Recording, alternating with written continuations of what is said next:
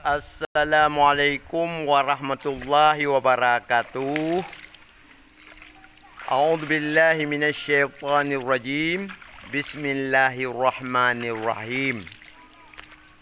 Alhamdulillahi rabbil alamin.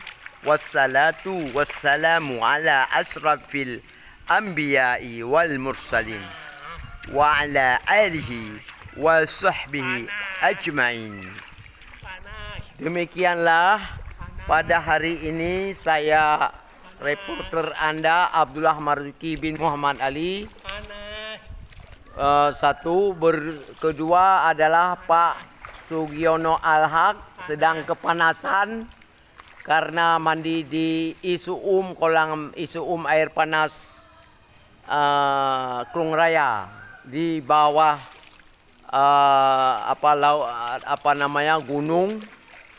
Gunung Sawah.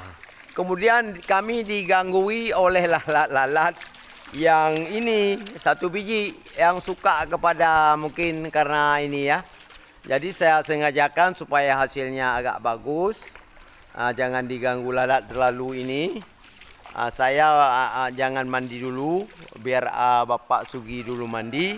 Jadi kita untuk menceritakan bagaimana proses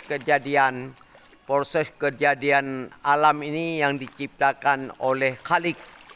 Jadi Khalik Allahu Ahad, Khalikul Alam, yaitu beliau menciptakan alam makhluk untuk sebagai ciptaannya, makhluknya ada yang disuruh menyembah beliau dan mengabdi kepada beliau yang sudah dibuat kita otak berpikir supaya kita bersyukur kepada Khalik kita, pencipta kita. Jadi dalam hal ini salah satu ciptaan Allah adalah alam makhluk, yaitu planet bumi. Atau salah satunya yang sangat terkenal adalah matahari beserta gugusan Bima Sakti. Jadi ada di dunia ini, ada alam dunia, nanti ada alam akhirat. Allah ciptakan makhluknya. Jadi makhluk alam dunia ini ada yang namanya alam gugusan Bima Sakti, dan ada alam gugusan Andromeda, dan alam gugusan Dada 5 lain, yang masing-masing alam planet tersebut mempunyai satu sistem matahari, satu sistem tata surya. Matahari atau tata surya mengeluarkan cahaya. Cahaya itu juga mengeluarkan panas. Panas itulah yang dikirim dari luar angkasa ke bumi, ke planet-planet lain. Sehingga coba Anda bayangkan, kapan mulai Allah menciptakan matahari alam dunia ini? Kira-kira kapan Pak Sugi? Bisa dijawab. Ini ahli agama. Entah pura-pura nggak tahu, entah karena terlalu tinggi beliau pura-pura nggak mau tahu aja. Beliau banyak membaca Quran hadis menurut syariah agama Islam yang terakhir. Kalau agama-agama yang lain beliau sudah meninggalkannya. Beliau juga seorang pendekar yang terkenal waktu mudanya, ya bisa terbang lah, kalau bukan berarti terbang di atas angin, terbang salto, lompat lari dengan kecepatan lari dia terbang. Itu namanya terbang, bukan terbang burung. Jadi kami sekarang berada di suatu daerah di planet bumi, yaitu di Pulau Sumatera, di ujungnya yang namanya ini daerah Lembah Selawah atau Banda Aceh, yang airnya mengalir ke lembah tersebut, ke teluk tersebut. Dulu pernah terjadi pematahan ujung Pulau Sumatera sehingga ujung patahannya jadilah Pulau Sabang. Sedangkan yang bekas patahan terjadilah teluk Banda Aceh.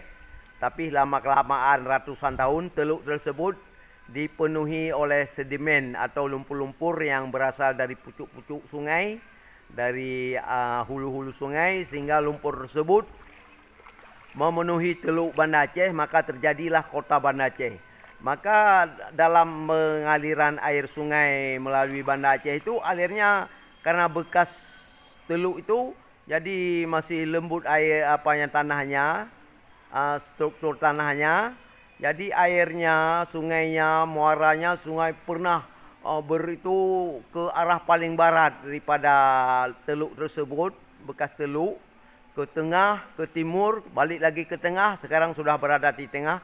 Itulah namanya Krung Aceh, yang pucuknya gabungan dari 9 sungai lebih kurang di daerah pegunungan Bukit Barisan. Di awal-awal pegunungan Bukit Barisan itu ada namanya gunung yang terkenal adalah disebut dengan Gunung Selawah.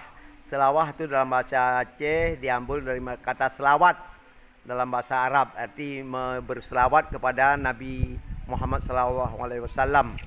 Di sini sebelum datangnya agama Islam, di sini sudah datangnya berbagai kepercayaan animisme, dinamisme, agama Hindu, agama Buddha, baru agama Islam.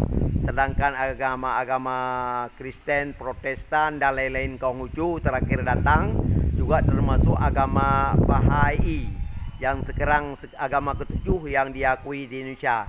Di Indonesia ada 5 agama yang diakui semenjak memperjuang kemerdekaan Republik Indonesia. Satu agama Islam, karena orang Islam banyak berjuang membebaskan orang Indonesia dari penjajahan orang Belanda yang kebetulan beragama Kristen dan Protestan, penjajahan dari Eropa. Kemudian ada agama Hindu dan Buddha. Mereka tersebut sekarang sudah dominan. Tapi waktu merebut kemerdekaan, orang Islam yang di depan mati syahid, berjuang, berjihad, mujahidin habis-habisan. Tapi waktu menikmati alam kemerdekaan tersebut, mereka lebih unggul karena mereka sudah mencintai dunia, jadi memikir dunia. Sedangkan orang Islam memikirkan dunia dan akhiratnya. Jadi waktunya tersita terbagi dalam 24 jam itu. Ada saat-saatnya memikir akhirat dan memikir alam dunia untuk mencari nafkah, harkat, makanan dan sebagainya. Dan ibadah untuk hari akhirat sebagai bekal untuk. Jadi ini sebagai komentar bagaimana perjuangan orang Islam tidak dihargai. Seluruh orang Islam seharusnya dipakailah hukum Allah, hukum syariat, hukum Al-Quran, hukum Islam di Indonesia. Karena orang Islam yang banyak berjuang, tapi tetap dipakai hukum-hukum kafir, hukum taghut, hukum-hukum yang diputuskan oleh fatwa oleh orang-orang yang sekarang pejabat-pejabat yang zalim dan pejabat-pejabat yang munafik, sehingga pejabat-pejabat yang mukmin kalah mungkin mundur atau kalah. Seharusnya orang mukmin tidak boleh kalah, dia harus berjuang lagi. Orang mukmin itu orang mujahidin, orang pejuang. Karena dalam perjuangan itu biasa 3 terbentuk. Misal dalam Islam sendiri, apalagi di alam Indonesia yang luas ini, banyak agama, banyak adat budaya, banyak kepercayaan dan sebagainya. Dalam Islam sendiri, kalau dalam kita baca Quran hadis, ada pecah 3 nanti. Ada yang sepertiganya akan gugur berhancuran atau jadi mujahidin atau jadi syuhada, sepertiganya jadi orang munafik mencari keberuntungan dunia, dan sepertiganya memperjuangkan terus memperlanjutkan berjuang untuk demi tegaknya hukum Allah, demi pahalanya di akhirat nanti. Itu menurut versi kita. Mungkin ini ada orang yang tidak senang mendengar ini, nanti dianggap suatu hal yang berbau fitnah, walaupun ini kenyataan. Tapi kalau sudah berbau hukum, siapa kuat, siapa banyak duit, siapa banyak apa lagi, dia yang menang, ya kan Pak, di Indonesia. Ya katanya itu bukan kata saya rame-rame itu. Kalau salah ya kita minta maaf lah, jangan dihukum lah. Kami enggak sempat cari makan, orang miskin, orang Islam. Orang Islam ini banyak menderita, waktunya tersita untuk pikir akhirat, pikir dunia dan sebagainya. Ini dia dulu ya.